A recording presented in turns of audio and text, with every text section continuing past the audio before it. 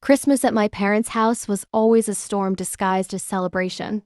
The same old creaking floors, the familiar scent of cinnamon cookies and burnt pine from the fake tree, the chatter that felt rehearsed. Everyone laughing a little too loud, moving a little too quickly, as if they were trying to prove that everything was fine. My daughter Lily sat on the floor amid a pile of gifts. 7 years old, hair a little messy, cheeks rosy with excitement. For the first time in weeks, I saw her truly happy. She was picking through her presents slowly, savoring each moment, and I let myself breathe, thinking maybe, just maybe, Christmas could feel normal. She picked up a box, medium-sized, wrapped in glossy teal paper. She paused, looked at me, and smiled. Carefully, she peeled back the tape, like she always did. No rush, just small deliberate motions. And then she froze. Her little hands trembled as they gripped mine. "Mom, I'm scared," she whispered, voice barely audible. I leaned over and looked inside. At first, nothing seemed unusual. A toy, innocent looking. But then my heart dropped. The details, the subtle imperfection, the mark, all of it screamed familiarity. My breath caught. The room, the people, the laughter, the smell of cookies. They all disappeared. Lily's wide eyes mirrored my own panic. She stood slowly, holding the box as if it might bite her. "Mom, I don't want to touch it," she said, voice shaking. I didn't respond. I couldn't. The warning in my gut was undeniable, suffocating. I stood, took the box from her hands and whispered, "Let's step outside." The living room remained oblivious. My parents laughed over trivial things. My sister gestured with her wine glass. Kids scrambled over wrapping paper. But for Lily and me, the world had changed. We walked to the car. Neither of us spoke. She curled into the back seat, knees to chest, eyes wide, shadowed with fear. I sat in the front, staring at the box. My hands were icy. My chest a furnace of dread. Tears stung before I even realized I was crying. And in that instant, I knew. I picked up my phone. 5 minutes later, the police were on their way.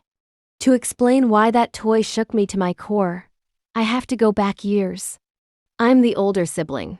That alone explains a lot. My sister, Clara, 5 years younger, had always been the untouchable one. Charismatic, reckless, untamed. I, on the other hand, was dependable, quiet, the one who cleaned up messes no one else wanted to touch. If she caused a scene, I fixed it.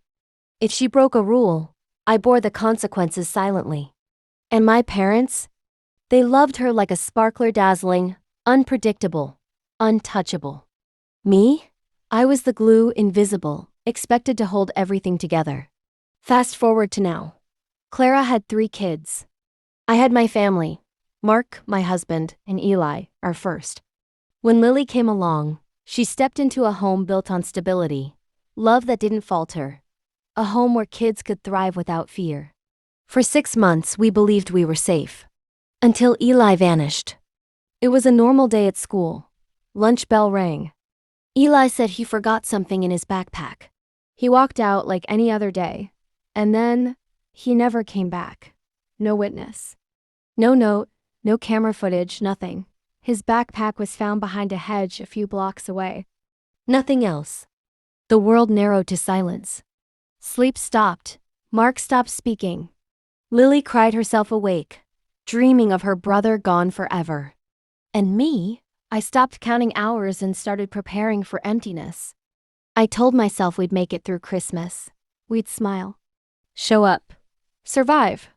For Lily. But then she opened that box. The toy inside had a mark only someone who had spent years with Eli would notice. A tiny imperfection on the wing of a miniature airplane. Something no one else could see. My stomach dropped. The realization hit like a punch. Eli had been alive. Someone had him. And this was proof. I didn't say a word. Lily's small hand clutched mine. Her voice trembled. "Mom, he had it that day. At school." I called the police immediately. They arrived in 15 minutes. Calm, professional, like they were here for a noise complaint. Clara and her daughter were questioned. Clara smiled too much, too still. She claimed innocence. She said the toy was just found in the house.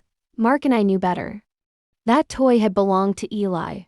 He had never been to their house. The tension between us and Clara had always simmered under the surface. But now it boiled. The police had questions. Clara had answers she didn't want to give. She sat there, too calm, scrolling through her phone, as if nothing mattered. Her daughter Sadie stayed quiet, fidgeting beside her. The officers asked about the toy. I could feel Mark stiffen beside me, his jaw tight, hands gripping the seat. My fingers barely released the box. Clara finally spoke, voice light, almost rehearsed. Sadie found it in the house, she said. She wanted to give Lily a gift. I didn't know where it came from. I didn't respond. Mark didn't respond. We already knew. That toy had belonged to Eli. It had left our home the day he vanished. The officers asked if she had any knowledge of Eli's whereabouts. She blinked, smiled faintly, and said nothing. Then came the confession I didn't expect. Her voice lowered, trembled slightly. It was his mother, she whispered. She called me months ago. Said she wanted to see him. Just talk. She said she missed him. And she offered me money. The room seemed to tilt. Every breath Mark and I had been holding, we exhaled at once, even though relief wasn't here. This explained everything. The vanishing, the silence, the 6 months of nightmares. She promised it would be one visit. 1 hour. I told her when he had lunch. She brought him back, or so I thought. He didn't come back. I tried calling. She stopped answering. I panicked. Mark's fist clenched. I didn't speak. My heart was in my throat.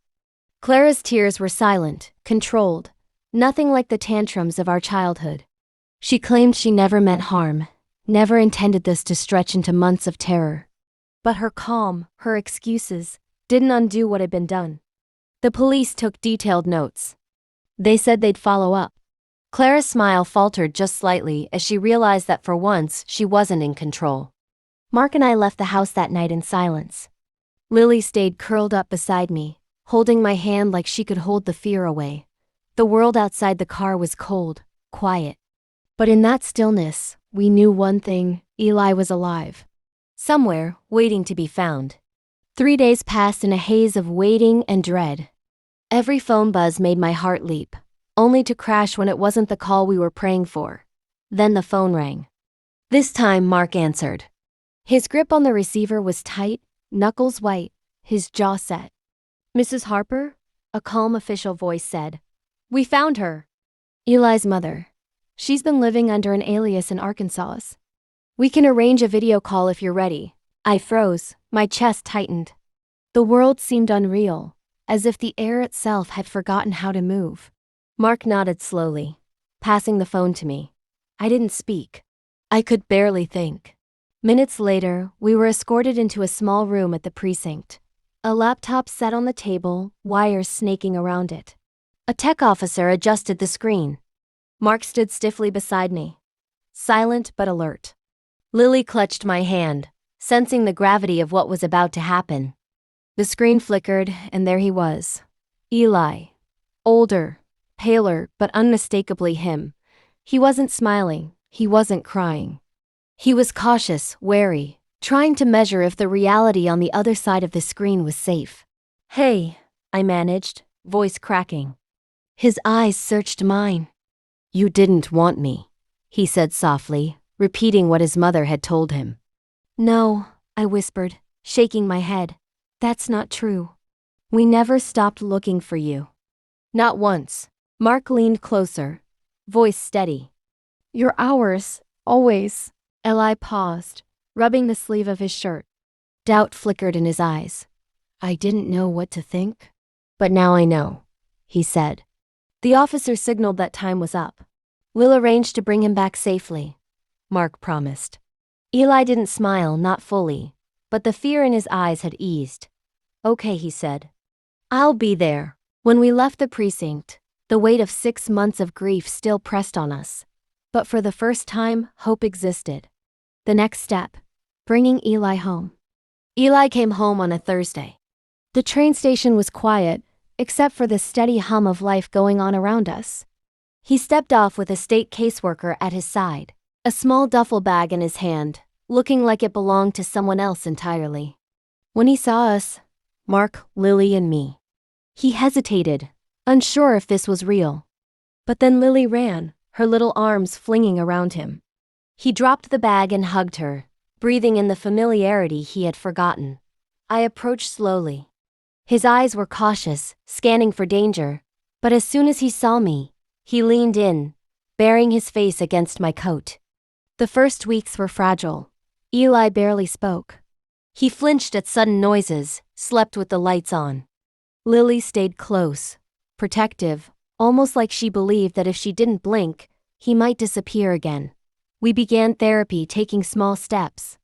No pressure, just being present.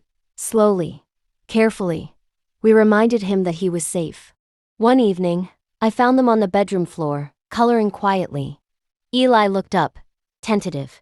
"Can we get pizza tomorrow?" he asked. A simple sentence, but it was progress, the first real connection after months of silence. Clara faced the consequences of her actions. She was charged with reckless endangerment, obstruction, and custodial interference.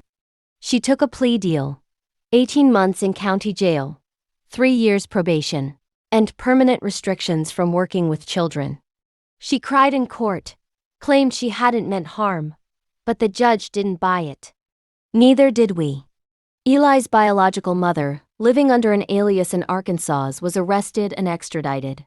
She pled guilty to custodial interference and endangerment of a child, sentenced to 4 years. Fraud charges were dropped in exchange for psychiatric evaluation and a no-contact order. Back home, life slowly started to normalize. Eli laughed again, the full belly laugh, the kind that makes your chest ache with relief. Lily teased him like only a sister can, and he let her, smiling a little more each day. Mark and I exchanged quiet glances, the kind that say everything without words. We lost him. Then we got him back. Not everything that broke can be fixed perfectly. Some things leave cracks, reminders of what was lost. But some things can be rebuilt. Christmas lights blinked faintly in the dark as I watched them play together in the yard. I sat in the quiet, letting the tears come, knowing that for the first time in 6 months, hope had returned. And this time, it wasn't fragile, it was ours.